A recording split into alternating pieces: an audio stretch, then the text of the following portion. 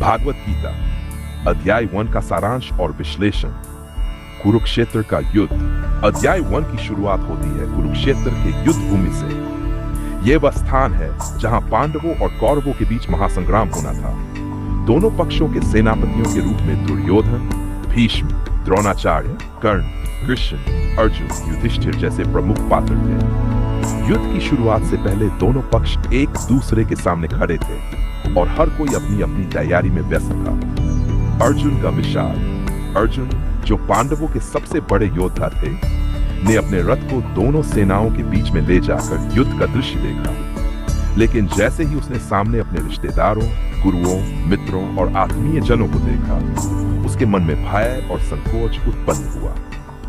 यह एक स्वाभाविक प्रतिक्रिया थी, क्योंकि युद्ध में उसे अपनी ही जाति, अपने कुटुंबियों और गुरुओं से लड़ा था। यह दृश्य देखकर अर्जुन का दिल कांप उठा और वह आत्ममंथन करने लगा। अर्जुन का मानसिक संकोच इस प्रकार था। 1. अपने परिवार का वध। अर्जुन ने सोचा कि यदि वह युद्ध में भाग लेता है और अपने रिश्तेदारों, भाइयों, चाचाओं और गुरुओं का वध करता है, तो उसका जीवन क्या उद्देश्य पूरा करेगा? क्या इस जीत में कोई सम्मान है?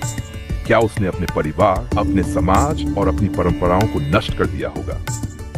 धर्म और अधर्म का द्वंद्व। अर्जुन ने धर्म और अधर्म के बीच द्वंद्व महसूस किया। युद्ध के मैदान में यह सवाल उठता था कि क्या वह अपने परिवार के खिलाफ खड़ा हो सकता है? क्या धर्म के नाम पर निर्दोषों की हत्या करना सही है?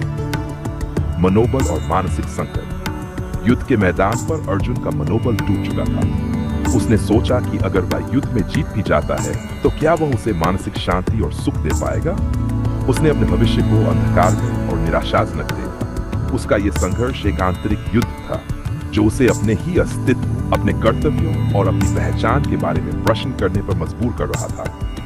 अर्जुन का यह मानसिक संकट और विषाद इस अध्याय का प्रमुख विषय है। वह पूरी तरह से उलझन में था और अपने निर्णय लेने में असमर्थ था। अंततः वह कृष्ण से मार्गदर्शन प्राप्त करने के लिए उन्हें अपना सार्थक संवाद शुरू करता है। वह कहता है, न ही प्रियम प्रियतमा के शिष्यन येने हेतु नियंत्रियेन ही गच्छेमि ब्राह्मण सदा निर्गुणम्। यहाँ अर्जुन ने कृष्ण से अपने निर्णय की व्याख्या की और अपनी स्थिति को स्पष्ट किया। कृष्ण का उत्तर। अर्जुन का विषाद और संकट भगवान श्री कृष्ण के लिए एक अवसर था, जहां वे अपने उपदेशों के माध्यम से अर्जुन के मनोबल को पुनः जागृत कर सकते थे। श्री कृष्ण ने अर्जुन के सामने उसके कर्तव्य को स्पष्ट किया और यह बताया कि व्यक्ति को अपने धर्म का पालन करना चाहिए, न कि अपनी निजी इच्छाओं और डर के आधार पर निर्णय लेना चाहिए। कर्मयोग की शिक्षा। श्री कृष्ण ने अर्जुन को समझाया कि वह केवल कर्तव्य के पालन में निरंतर लगे रहे, क्योंकि जीवन का उद्देश्य केवल कर्म करना है।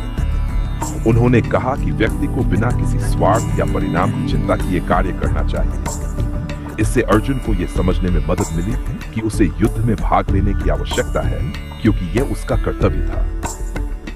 धर्म और अधर्म की परिभाषा।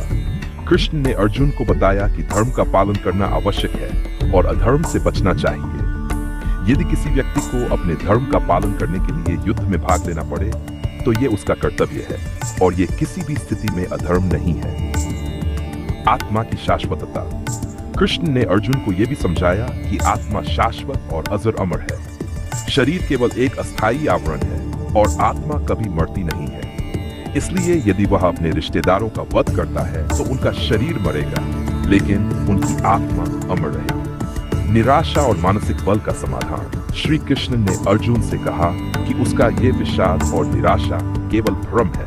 उसे अपनी मनोबल को पुनः जागृत करने की आवश्यकता है। उन्होंने कहा कि आत्मविश्वास और आत्मज्ञान के साथ हर व्यक्ति अपने जीवन में विजय प्राप्त कर सकता है। निष्कर्ष। अर्जुन का विषाद योग केवल एक मानसिक संघर्ष नहीं था, बल्कि यह हमारे जीवन के सबसे महत्वपूर्ण पहलुओं को समझने का एक अवसर है।